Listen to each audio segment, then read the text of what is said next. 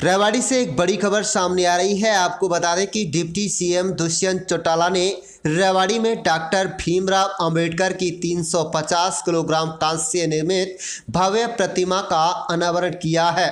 बता दें, देश भर के साथ आज रेवाड़ी में भी संविधान निर्माता एवं भारत रत्न डॉक्टर भीमराव अंबेडकर की 130वीं जयंती धूमधाम से मनाई गई। इसी के उपलक्ष्य में रेवाड़ी पहुंचे उप मुख्यमंत्री दुष्यंत चौटाला ने शहर के प्रमुख गड़ी बोलनी चौक पर डॉक्टर भीमराव अंबेडकर की 350 किलोग्राम कांस्य निर्मित भव्य प्रतिमा का अनावरण किया है। कार्यक्रम में भारी संख्या में लोगों ने अपनी उपस्थिति दर्ज कराई और भारत रत्न के जोरदार नारे भी लगाए। इस मौके पर पत्रकारों से बातचीत करते हुए हरियाणा के उप मुख्यमंत्री दुष्यंत चौटाला ने कहा कि डॉक्टर भीमराव अंबेडकर का हमारी जिंदगी में अहम योगदान रहा है। संविधान निर्माता के रूप में उन्होंने देश के लिए जो अमूल्य योगदान दिया उसे कभी भुलाया नहीं जा सकता। उन्होंने कहा कि आज हमें बोलने की जो आज़ादी व अधिकार मिला है वह भीमराव अंबेडकर द्वारा तैयार किया गया संविधान की वजह से है संभव हो सका है। उनकी जन्म जयंती पर आज रेवाड़ी में स्थापित कराई गई यह भव्य प्रतिमा यहां से गुजरने वाली युवा पीढ़ी को न केवल प्रेरणा देने का काम करेगी बल्कि इस देश को और अधिक उन्नत एवं विकासशील बनाने के लिए प्रेरणा भी देगी।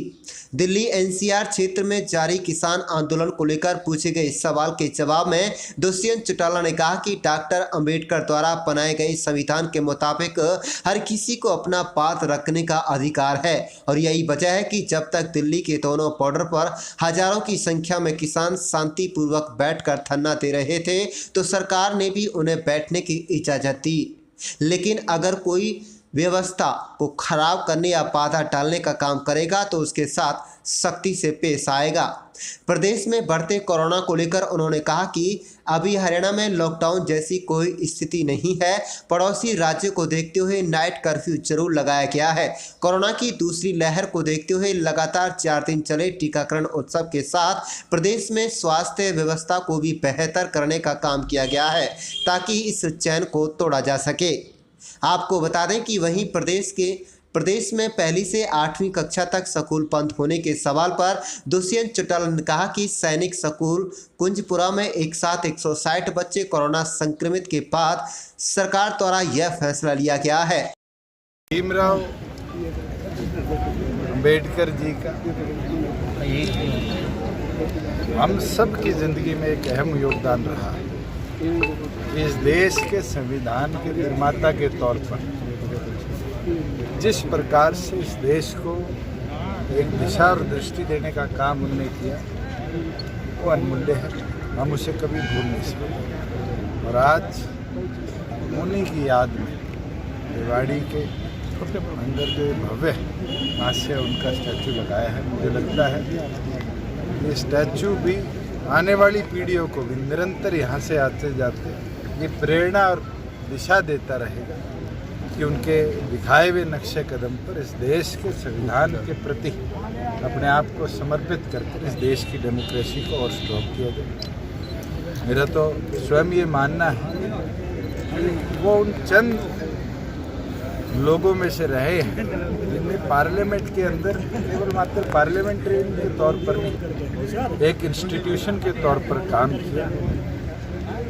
और आज भी हम सब के जीवन में जो ये लिबर्टी है, ये आज़ादी है, ये बात करने का, बात रखने का जो एक अधिकार मिला है, ये जो फ्रीडम्स मिली, मुझे लगता है कि अगर बाबा भीमराव अंबेडकर जी उस समय उस पूरी टीम को इतने संयुक्त तौर पर संविधान बनाने के लिए ना लेकर चलते तो शायद आज ये समझ ना हो।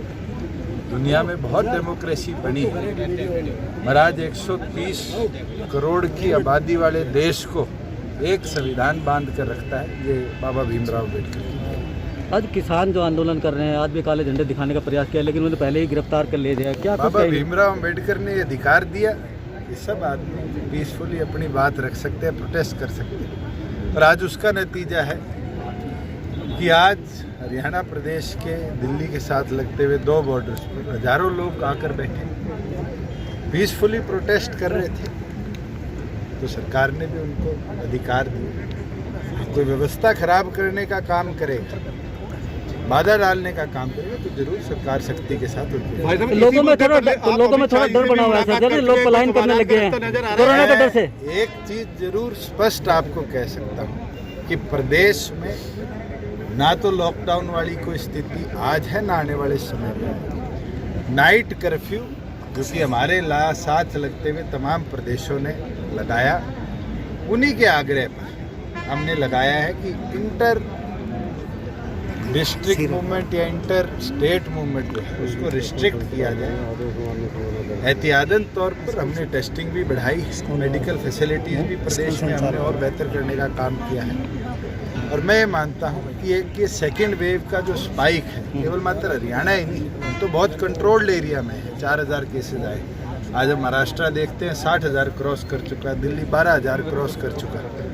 हमारे पास तमाम व्यवस्था है और हम उम्मीद करते हैं कि जो 4 दिन देश भर में कोरोना वैक्सीनेशन की एक बड़ी मात्रा में टीकाकरण हुआ है, उसके बाद इस स्पाइक को, इस वेव को हम तोड़ पाएंगे और व्यवस्था को बेहतर। सर पहले से 8वीं तक क्लासों पर रोक लगाई गई, लेकिन उसके बावजूद क्लास लगाए जा रहे हैं, प्राइवेट संचालक उसका विरोध कर रहे हैं। हमारे पास एक केस आया था सैनिक स्कूल कुंजपुरा का, जिसमें 160 बच्चे कोरोना इफेक्टिव पाए। उसके बाद ये निर्णय सरकार ने लिया कि इस तरीके से यंग जनरेशन में जो ये सेकेंड वेव आई है इसको रोका जाए। हमारा ये प्रयास है कि आने वाले भविष्य में अगर ज़रूरत पड़ी तो जो गर्मियों की छुट्टियां होती हैं मई, उसको इस पीरियड के अंदर हम कन्वर्ट करेंगे। पर मैं आग्रह करूंगा तमाम स्कूल संचालकों से कि आप बच्चों के भविष्य के साथ जितनी गंभीरता से कार्य करते हैं उतनी गंभीरता से उनकी सेहत के बारे में भी सोचें। तो क्या कार्रवाई की जाएगी सरकार में लापरवाही? अगर कोई फॉलो नहीं करेगा कोई गाइडलाइंस को तो जरूर करें। सर डिप्टी साहब में मंत्रिमंडल का विस्तार होने कुछ बोलेंगे जनाब?